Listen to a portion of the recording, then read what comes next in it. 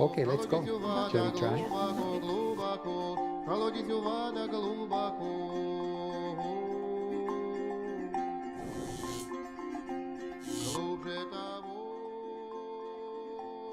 Russian people sometimes say that we are very gray, have not so much emotions outside, don't show our emotions, buttoned up.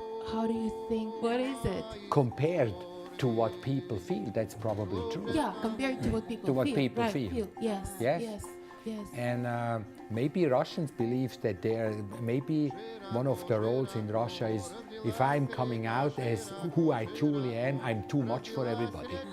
And maybe that's true. If everybody in Moscow would come out with who they truly were, maybe it'd be too much for everybody. Some people, some nationalities in some countries are a little bit flat. And then some cultures apparently have like so much. And then it at times appears to history as it's a little bit gray or flat, but it doesn't take a lot for Russians to come out. You know, it's not a lot of work to get to assist or to facilitate Russians to come out with everything, including all the beautiful parts with this aggression, power, a sense of largeness and bigness that belongs to the country.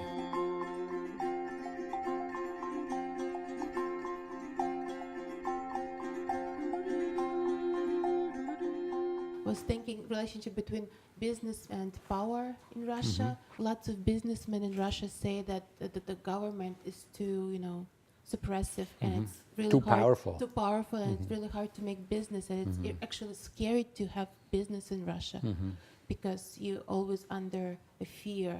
Well, as an outsider, by outsider I mean as a person who's not Russian and not living in Russia, I definitely should keep my mouth shut about Russian family matters. No family likes outsiders to comment on their family dynamics. Most Russians that I meet complain about some other Russians too big of a power, which means maybe all Russians have too much power. So, or a fun way to say it is maybe Russia is just very powerful. I mean, it is the largest country on the planet. So that comes built in with a power issue. Like, think of this apartment here, and think in this apartment you have a bear and a cat and a mouse. There's going to be a power issue around, and most definitely the bear is going to end up with like a major power debate. How much power do I have? Should I use? Because it happens to be the biggest and the most powerful one. That's a healthy and good discussion. So I think the whole debate in Russia about who has more power, should you be afraid or whatever, all is a part of the beauty and the power of Russia as a whole. So from the outside, I want to say to Russia, yes, you're powerful. Government, yes, you're powerful. Business, yes, you're amazingly powerful. And those who are not in the business and who are not in the government, you're powerful too, and the creative. I'm having an idea, so maybe we can talk about the seminar, because through the last days we had a seminar, and there are like some processes there that would be maybe interesting to discuss. Yeah. Yeah. So, what was the interesting processes did you see? What was interesting for you in the seminar? What roles? What people? It's interesting if you think that many people in the seminar went through emotional experiences, they did the exercises, they learned more about who they are. And as you saw in the seminar, it included subtle altered states and emotional states.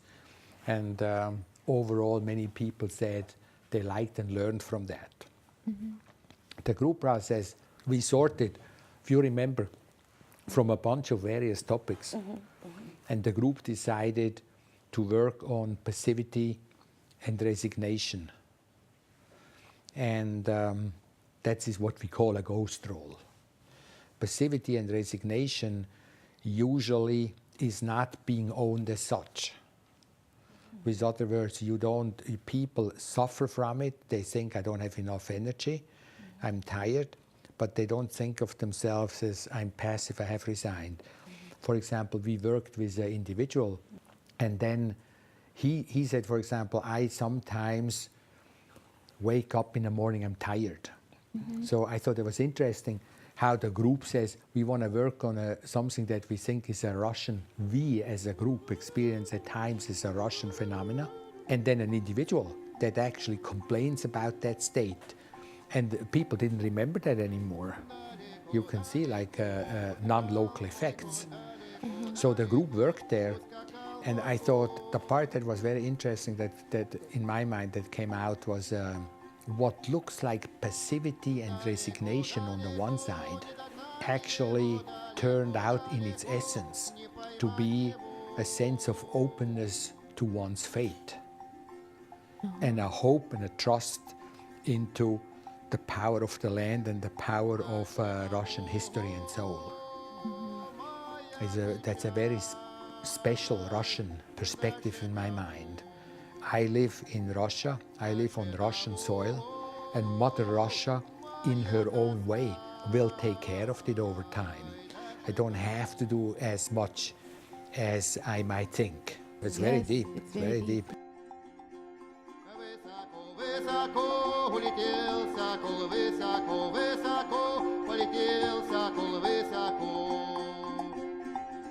So I thought that was amazing to see that on the one side, and then on the other side, that group that says, hey, let's do something. We need to do something now. Frequently, that's not seen about Russia. The incredible creativity and the radical revolutionary power. I mean, the Russian Revolution didn't come out of, it was no accident that the Russian Revolution happened in Russia. Because it's very much part of the Russian spirit. If the Russians finally then decide to change something, it happens quickly, rapidly, and without much expectation. That was even true for perestroika. Nobody ever thought it was going to happen, but when it didn't happen, it happened like this. And maybe that's true for individuals too. Maybe individuals have long periods where they seem to be doing not much, but then suddenly they do a lot very quickly and very powerfully. So I thought that those seemingly opposing forces came out in that seminar as really enhancing each other.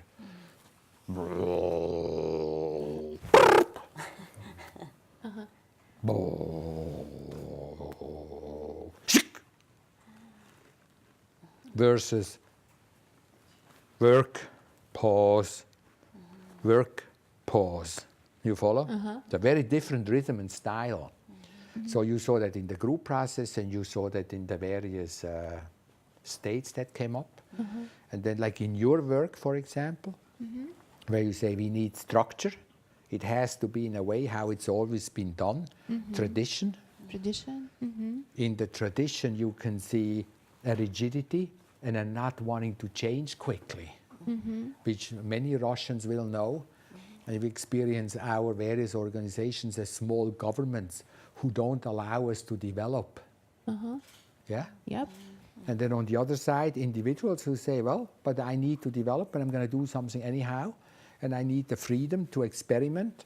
So you could saw in your own issue that you were working within your own network, those two roles appear again, finding new creative solutions. So you can think, everybody is listening to the same music. No, that's the idea. But your own way of the creative dance steps with which you dance to that music, you are free to do. You can't change the music that's playing. The music is being played by the field. But how you do your own particular moves with the music, if you're going to do this or this or this, you're going to dance in the rhythm. But the creativity of how to do that you saw in this seminar, that's very individual and different. It's interesting. Yeah, I like the comparison. And you're saying that the one of the Russian styles is to, lay back and then quickly change. Apparently, yes. Apparently, yes. So this one of the things that some Russian people are really afraid, the revolution, that something will happen. That's why they're afraid of. You cannot be afraid of something that you don't know is a fact. If people say I'm afraid of this, that means I know it's a fact and I'm actually like that also. But you don't think that it needs to be changed? So you think it's our style and we have to be like proud of it? Like Yeah, exactly. People are afraid of what? people are afraid of, like, we live, you know, very good life or bad life, but constant life, you know, things don't change, we get used to things, and then suddenly something happens, people get killed, families get broken up, government changes, rules changes, and we're not prepared to that. So people are afraid of revolutions, people are afraid of sudden changes, yeah. And then during revolutions, people or the revolutionaries are afraid of stagnation, resignation. So those are relative viewpoints. And as these sides, like we saw in the group process, start to approach each other and start to understand each other better, that's the future of Russia, in my mind. In periods of quietness, for some stagnation, for others peace, there will still be a connection to your own creative fun spirit. And during periods of quick changes and radicalness, there will still be a memory of Mother Russia doesn't change. So as these things come more together over time, they'll be experienced as less fragmented. You know what I mean? Yeah. It's the fragmentation. The individual things are not so scary. It's the fact that they appear fragmented.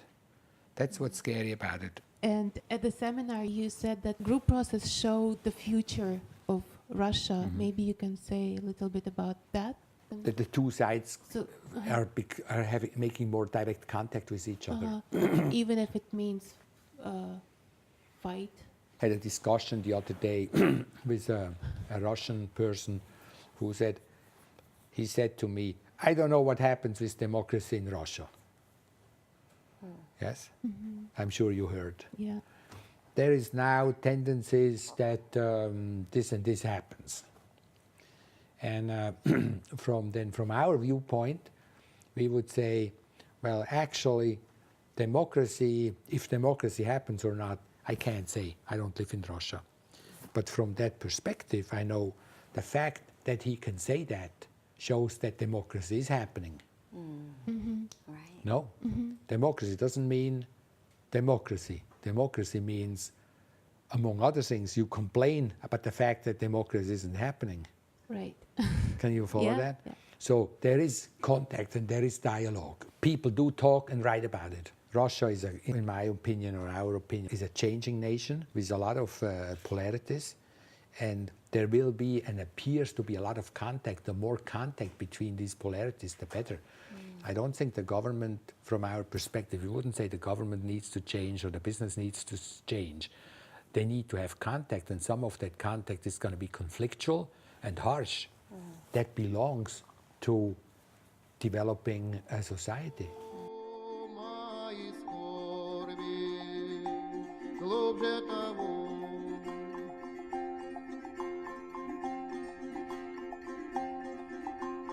Широко, широко разлилась река, широко, широко разлилась река.